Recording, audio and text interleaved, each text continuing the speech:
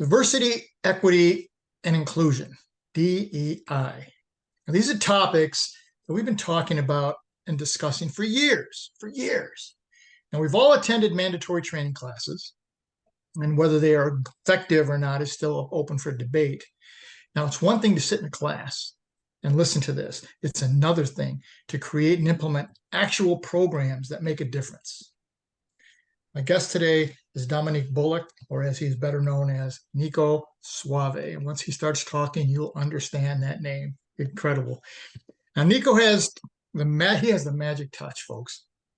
He creates and successfully implements programs at colleges that celebrate diversity and give every student an opportunity to feel comfortable and included.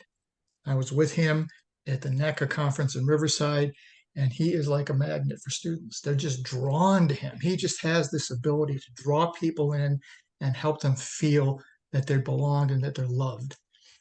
Let's meet him. He is the Associate Director of Student Activities at Whitman College in Walla Walla, Washington.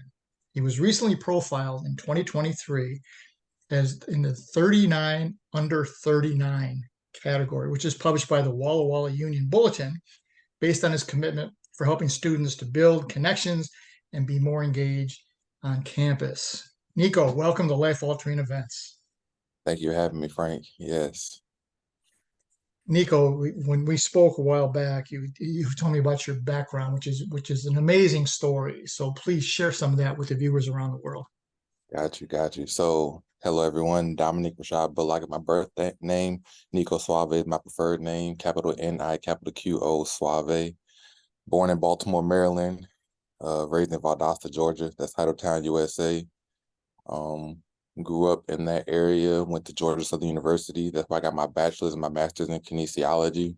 While there, I also was the president for my fraternity, Omega Psi Phi Fraternity Incorporated, Spring 14 initiate, and then also walked onto our basketball team Division I in the Sun Belt Conference, and also worked as a coach and research assistant in the health and kinesiology department. So in regards to having a fulfilling college experience, I definitely made sure to capitalize on that opportunity that I had before myself. Then I traveled to Atlanta to work for a year, then moved to the Midwest in Michigan. Pandemic hit, and of course, that's where the career trajectory changed slightly to where I moved over into the education realm and started doing like personal training and exercise science more as a personal business. And after working with Albion College and Albion, Michigan, Whitman College found me, saw the work that I was doing, thought that would be an asset to the team. And I've been here for about a year and a half now. So since I've been here, I've been taking ownership of helping the students find their path, find their passion, because your passion leads to your purpose. There's not one passion that we have multiple passions. And as we find the blend between those in our village that allowed us to enact our goals and our efforts, then we kind of get better insight into what our purpose is. That's outstanding. When you told me that you advance the world one breath and one step at a time, that's an incredible statement. Elaborate on that for us. Yeah, so one breath, one step was a phrase I created because I felt like the world was missing two key parts to effective implementation of our goals. And that was the preparation step and the reflection piece. So in regards to the breath, that is the prep step before you get to the actual step. With meditation, it all starts with your breathing, making sure that you are mindful of the moment and that you are, how do I want to put it? That you are working from a place of peace. So with that breath, you are making an effort to take your awareness to the future or whatever is pertinent for whatever your goals are, trying to see all the potential pitfalls that you may come across and try to architect it in a way that is going to yield the return on your investment that you desire. Then after you have done your best, that's all you need to do is your best, and you will continue to get better. Once you've done your best, take a step and then repeat the process. One breath, again, analyzing the pertinent factors in the equation, take your step, repeat the process. I heard you say when we spoke that we have to advocate for ourselves Yes, and advocate for our peers, and that we're the cat. And I love this line you told me. We are the catalysts of today and the leaders of tomorrow. yes. Tell us more about that. So in regards to advocating for yourself, many people have, I would say, it takes time for them to find their voice. Okay, we all have a unique story that only you can share. There's certain experiences that you had, there's certain people that you come across that shape your unique experience that allows you to tell a story that no one else can share, or can only that will only be received by someone that's come from your walk of life. So as you kind of go through your test and then you develop your testimony, you kind of understand your position or your niche in the world. And then once you understand your value, then you kind of understand what you will and will not tolerate. So one exercise I do with the students is, who is someone that you hold in a high regard? You know, some people go to celebrities, some people go to artists, so on and so forth. Let's just say Barack Obama to start. Okay, if Barack Obama was in this position, whatever it may be, do you think they would accept this? And more times than not, they will say, no, Barack Obama is an upstanding individual. They've been pretty successful. Don't, they would not even be in the same realm of something operating in that light. And I follow up immediately with, okay, why can't we have that same level of respect for ourselves? Okay. Mhm. That is like a key moment of, wow, I have a whole different level of respect and hold someone in a higher regard than I do for myself with someone I don't even know. That is, I would say, a pivotal moment in a lot of people's lives. And as you kind of start assessing the stuff that you have been allowing yourself to be okay with, then you kind of realize that it wasn't much of a difference other than your approach to your life. Sometimes be you may be too lenient when it comes to stuff that's yours, something that you have to work on, something you have to build upon. And the thing is, it's a lesson or it's a blessing. It's nothing wrong with being ignorant at some point, at a point in time, because ignorance is just a lack of knowledge. The important part is to learn from this and understand how to put stuff in position, so then you don't have to succumb to similar circumstances that are not in your best interest. It doesn't have to be solely in your best interest. You should definitely benefit from your energy, but it should be to the point where you're able to benefit and those around you are able to benefit. So that's in regards to being able to advocate for yourself. And I want to make sure I answer the second portion of your question correctly as well. Could you repeat that, please? The advocate for yourself and your peers. Yes, yes, yes. So again, that's kind of why I talked about village a little bit earlier. Like, the beauty of a village is that you get to see the spirit of the village in multiple different vessels. So, for example, let's say you have a community where my son, I don't have a child, but let's say my son, he gets his haircut at the barber shop and he talks to the barber, and then the barber, then we go to the mechanic, and then my son sees the interaction that the barber has with the mechanic, and then the mechanic goes to the doctor, so on and so forth. They are able to see how we are echoing the same message, and how there are different ways to get to the solution. So what do I mean by that? Simple math equation: 2 + 2 = 4. Yes. 1 + 3 = 4. Yes. And then when I get them think outside the box, I'll say +9 plus -5 will also equal 4. Why do I say it like that? Because there's an infinite number of ways for stuff to go right, as there are infinite number of ways of things to go wrong. So the +9 to -5, that may be you've done everything within your ability. You did your proper preparation. exhausted all of your resources, and then you start taking your steps and stuff can still go left. Something that happened in timely fashion, someone got sick, something in the supply chain broke down. There's like, again, an infinite number of ways stuff happened, but you still got the job done. So seeing, for example, my child in this situation, them seeing success in multiple different realms allows them to get the message. It doesn't have to come from me. I would like, obviously, because this is my offspring, but Right. as long as they get it, then my job is done. So that's why it's important to, one, find your voice, because you never know who's looking up to you. You never know what room you're in, what kind of energy you're commanding, what nonverbals are being communicated, what type of light you're shitting onto the world, and how that's impacting the receivers of it.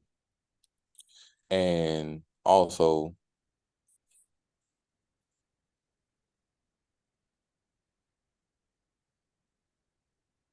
you get to kind of fine tune your unique approach to it. So then once you kind of step into our shoes and then, we each graduate to the next level of maturity, you are equipped, able, competent, and confident to, continue on the marathon for whatever your circle, your tribe is. I spoke to one of the students that was with you in Riverside, and I said, "So what's the magic about NiQo? What is it?" And he said, he tells us, continue to take steps in positive directions, and always remember you are meant for this moment, and this is your time, our time to own it. Now, this is a student. This is a powerful statement, my friend, and he absorbed it. Yeah, That's got to make you feel good. it does. May I expound on that? Yes, absolutely. Please. All right. So in regards to moving in a positive direction, again, I'm a science guy, so I do have a couple science references whenever I do speak with people, because everything is energy. So in regards to everything is energy, energy not created or destroyed, it's only transferred or changes form. In regards to moving in a positive direction, when you think of physics, everything has an origin and then has a step. With that first step, it's an absolute step in the sense of it being positive, because you made a step in a direction. Now, relative to that next step is where you start getting negative or positive. But knowing that you made a step, you've made progress. Okay. And that's where the lesson and blessing kind of comes in. And then that part of this is our time we meant for the minute. That's one of my songs that I've created. Oh my gosh. I'm glad that it finally clicked, because that's why I make music, because putting a having a certain cadence, having certain word choice kind of allowed it to stick a little bit better. So with the bar of this is our HOUR time, and we're meant for the minute. In 60 seconds, I double my digits, a triple threat, I attack off the pivot. It was understanding that you are ready for the moment. You are well equipped to come in here and do a good job, if not a great job, if not the perfect and the best job. More time than not, we are hypercritical of ourselves, and we feel like we've done worse than we really are, than we really have. In my opinion, once you get more in tune with yourself, you can feel those moments when you're at a crossroads and you're about to make a decision that could be detrimental to your future. More times than not, again, after being acquainted with the feeling, you've done good, but you can always improve.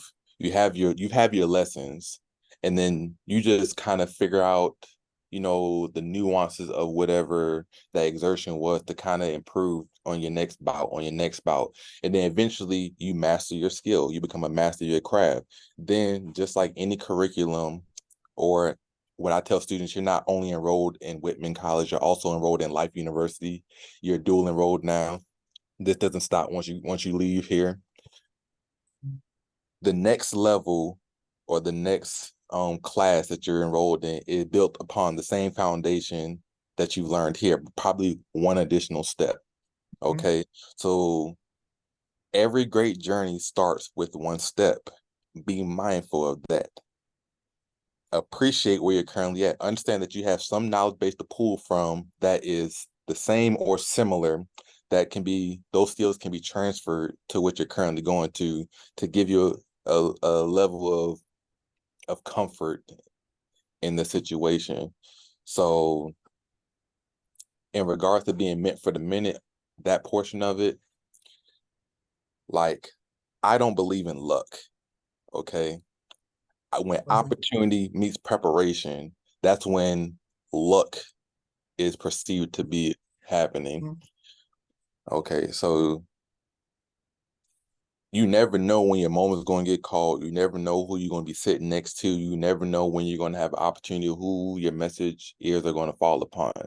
But you can have a solid foundation and be able to be the vessel in which the blessings pass through. So then when in due time, the appropriate person hears it, they're able to receive it, and then they can be able to share it. And at that point in time, you've done your part, which is one of the greatest human acts of inspiring, the next generation.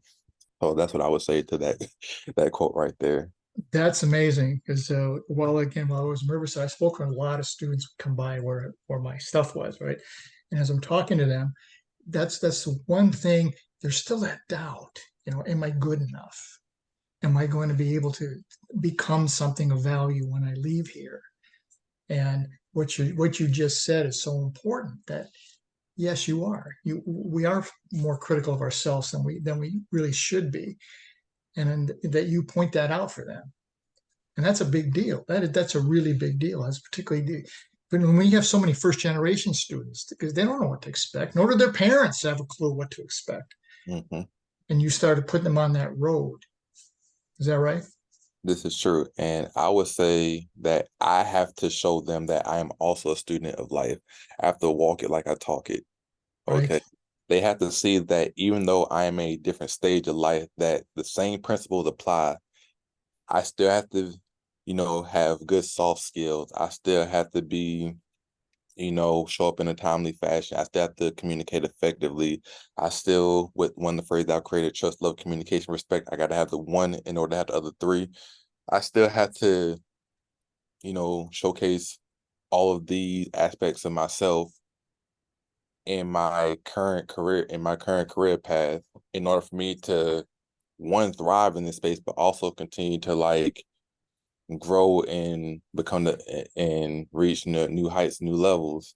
So with me being vulnerable and me being transparent on where I'm at in my walk of life, they can receive my message a little bit better, and they understand that this thing of life, there's no blueprint, there's no rule book, but you do get wiser, you do get stronger, you do get smarter. So as you continue to, have your testimony, you go through your trials and tribulations, you can settle into the moment. Another song of mine called Blessing. I legit had to comfort myself in the song saying, it's okay, it's okay, it's okay. I was at the lowest point in my life. I share that to let them know that even when you're at your low, you can be there for yourself.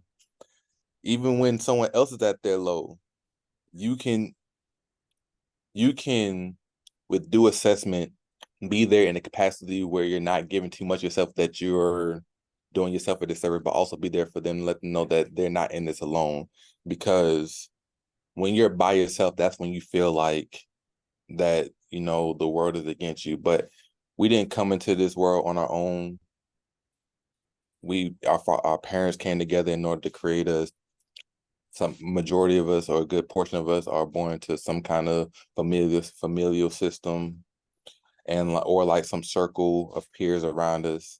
Like, there are a lot of people that are willing and able to assist if you are transparent about where you are in your journey. So that, me being transparent with them and seeing them accept me for who I am, gives me confidence to go out here and continue to change the world one breath, one step at a time.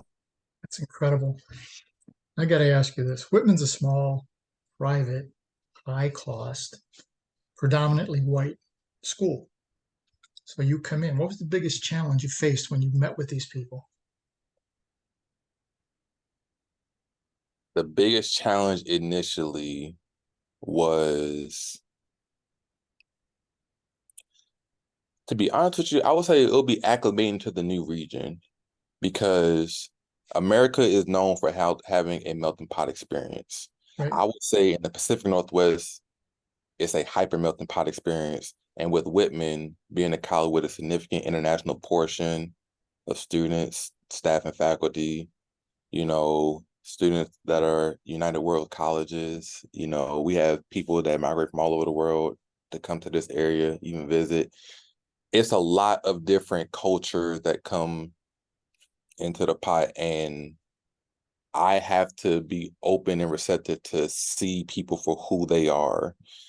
I was raised in the South, so one thing that's well known about the South is Southern hospitality. Like when you see somebody, you give a sign of acknowledgement, yes, ma'am, no, ma'am, that type of thing. And in the Pacific Northwest, it's almost polar opposite, where like they have a term called the Seattle freeze, where you might make eye contact with somebody. And again, my norm is to say hello or at least give a head nod or something. Here it's like, okay, I'm on my way and I'll see you when I see you. So that was probably initially the hardest thing to acclimate to, because at first I started taking it personal, but then I realized like this is not your norm. This is not the norm. This is just what's unique to this region. So once I understood that, then in regard to the student body experience, I started inserting myself into different student organizations, general body and exec board meetings, and meeting them where they're at. So in a normal interaction in the South where it may yield a warm welcome and then potentially a conversation, I go to where their areas and interests are, and I allow them to be the leaders in their own regard. I ask questions, and I even take a backseat, and I may be a student in some aspects. And when I come in with that type of energy, they see that I want to know. They see that I care. And I would say that is probably one of the most important characteristics with being in my position, because if you don't care, it's going to show, and they're not going to go out their way to to call you in. With me caring, it shows that, hey, I am wise, that I'm unwise, and I am willing to learn. Shout out to Socrates for that phrase right there. Mhm. I'm willing to learn you for who you are. I want to see where you're at and what your trajectory is, so that I can do my job as an advisor and kind of put stuff in position to allow you to reach that level of success. So I would say that's definitely been my biggest acclimation point since moving to the Pacific Northwest. I did. I moved to the Northwest. I used to live in Seattle, and I agree with you. Same thing. It's a different mindset. It's a great mindset. I mean, they're wonderful people. They just aren't as accommodating. I used to live in South Carolina. I understand exactly what you're saying. Mm-hmm. Now, I interviewed Julie Dunn, your boss, Julie Dunn, and she told me 2014, the world changed. The dynamic changed. In 2014, the entering kindergartners for the first time in the United States history, the majority were what we deem to be minorities. Yes. And he said, NiQo is the perfect person to fit that diverse group of people. And you've been talking a little bit about it. How are you using sports and some of the getting involved with the Senate and all those things to get these kids together, because they're from all over the place? Yes. So I'll start with sports first. Like, the thing about sports is like it's a universal language. It's well known that there's many Americans, regard to the basketball run, that go overseas, don't speak a lick of that language, but they speak basketball. They understand the game within the game. They understand certain mannerisms. They understand certain tendencies, and that kind of helps with the language barrier. Same thing with soccer. I mean, you can go down the list of sports, and then I would say similar with like different student organizations. Like, there's multiple affinity groups and org that we have on campus, but for the most part, the structure is very similar. You need to have a president. You got to have a budget manager. At least that's what we ask from our student organization. Someone got to be responsible. Someone got to make sure that the money is being managed effectively. You also got to have a constitution, so we understand that we're abiding by a due process whenever it come time to handle any business that's affecting the overall organization. And then you gotta have an advisor, someone that is a staff member or faculty member that can kind of be a good checks and balances and run ideas off of. So with these realms,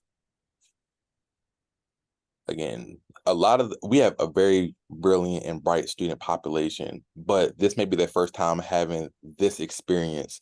So with engaging in the different student organizations, whether it be Whitman Event Sport, whether it be ASWAC, which is our student senate, our various affinity groups, our different sporting teams, we kind of put them in a space or facilitate the introduction into the group to where they can see that this is similar to something that they've been a part of in the past. And of course, we provide a welcoming space for our students. We want them to be, one second, please. Thank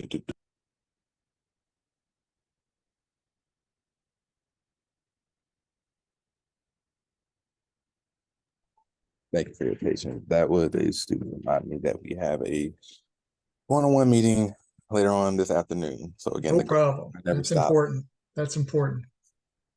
So again, we provide a safe space for them to, voice your opinions.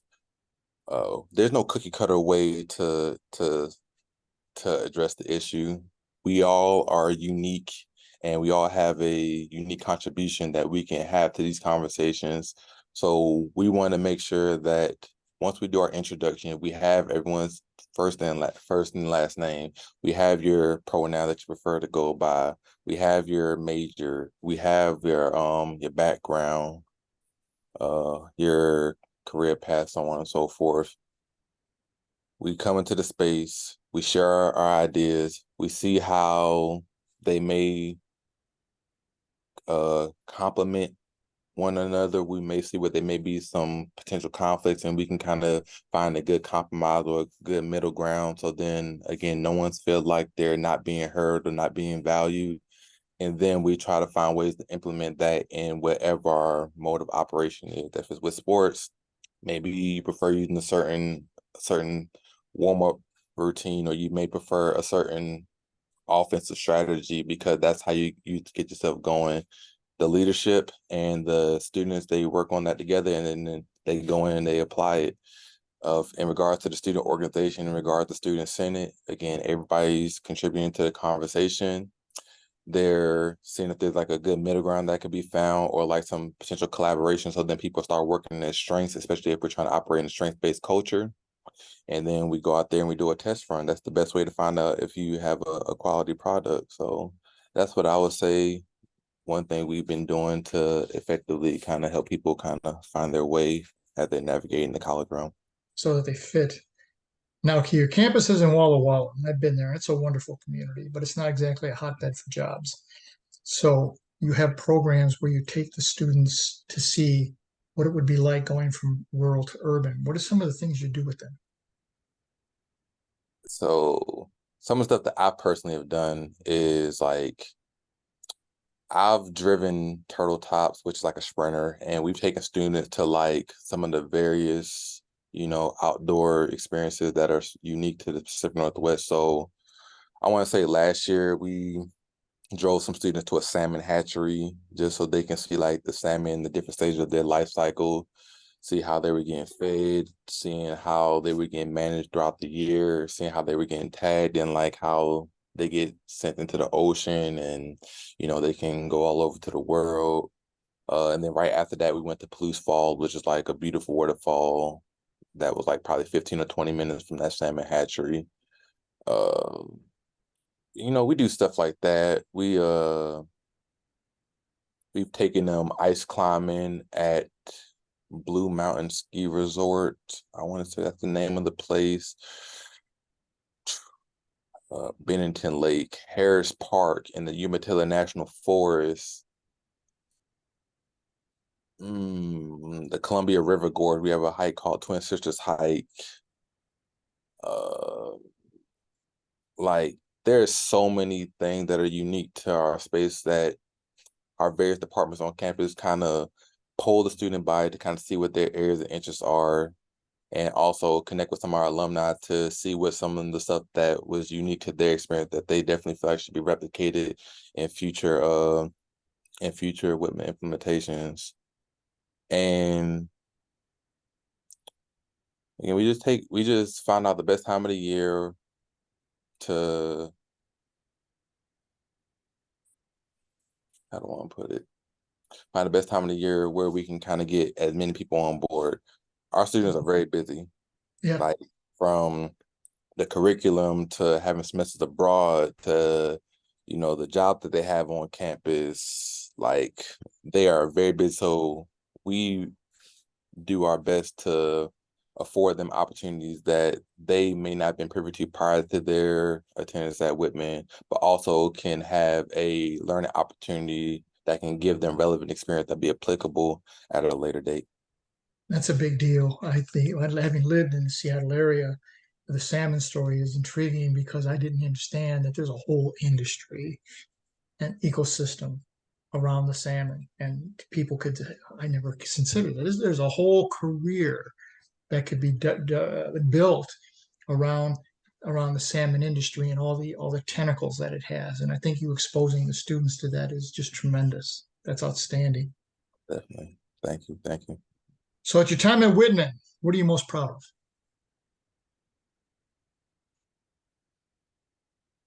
It's a laundry list. You spoke on the 39 under 39. That was great. I just got another call from the same entity to do a who's who to highlight young professionals in America now. So taking that one step further. I won Advisor of the Year last year, my first year at Whitman.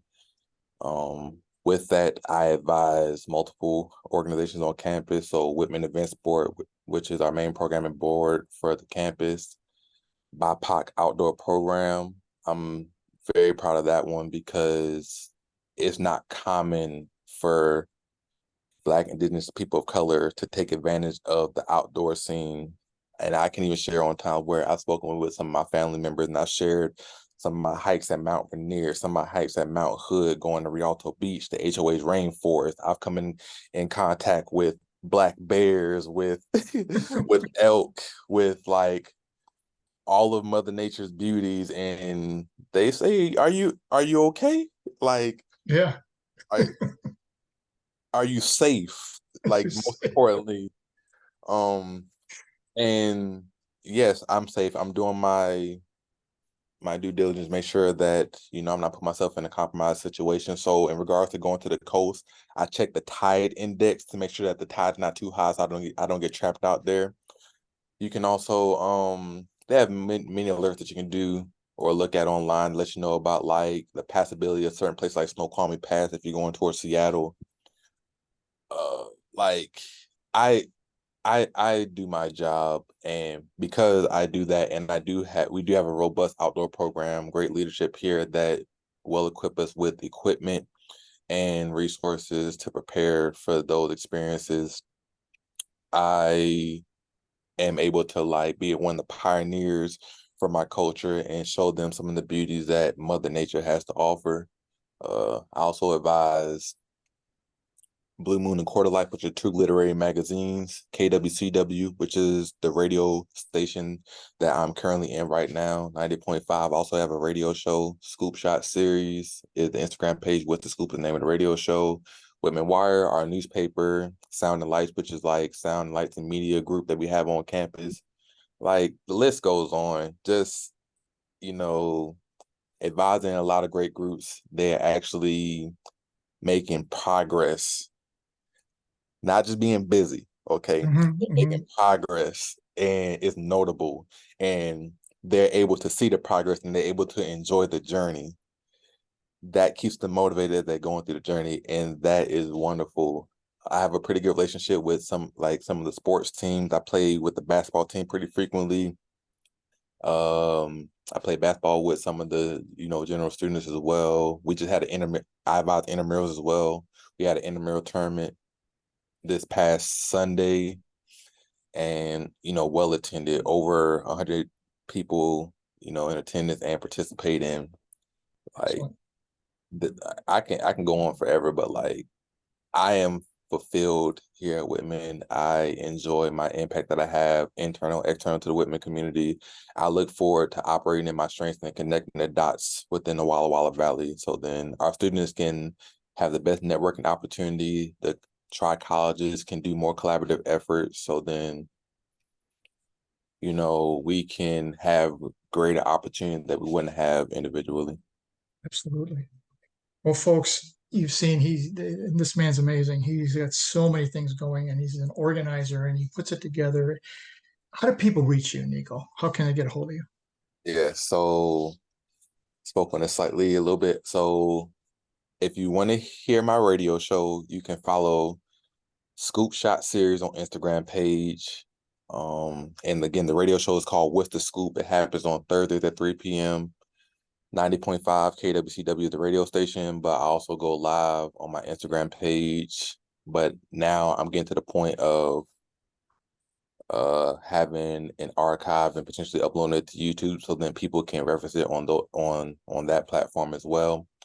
If you need to reach out to me via email, bullockd@whitman.edu, that'll be preferred as well.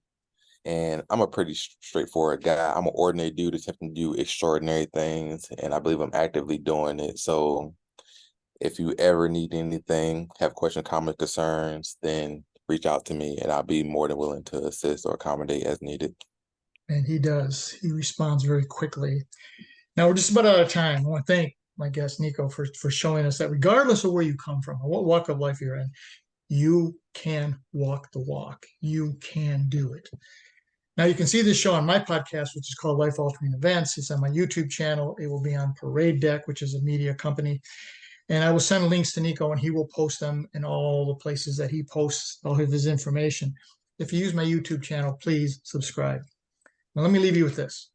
None of us are in this alone. And the secret to walking on water is to know where the rocks are. Right. Today, NiQo showed us where many, many of those rocks are. Join me next week. We look at another life-altering event. NiQo, again, thank you very much. Thank you for having me. Everyone have a blessed day. You too.